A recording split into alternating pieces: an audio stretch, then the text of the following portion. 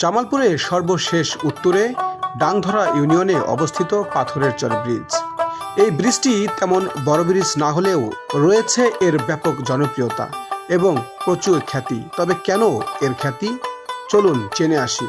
মূলত দেওয়ানগঞ্জের ডাংধরা ইউনিয়নের এই পাথরের চর ব্রিজটি থেকে ভারতের অপরূপ দৃশ্য দেখা যায়। একদিকে রয়েছে ভারতের সীমান্ত ঘেঁষা পাহাড়, অপরদিকে নদীর অপরূপ সৌন্দর্য মানুষকে অনেকটাই প্রভাবিত করে। সুন্দর প্রকৃতির দৃশ্য দেখতে কেই না চায়, আর তাই তো প্রতিনিয়তই বিভিন্ন স্থান থেকে ছুটে আসে এই অপরূপ সৌন্দর্য দেখার জন্য। মূলত ভারতের এই সীমান্ত ঘেঁষা এলাকার জন্যই এই পাথরের চর বিখ্যাত।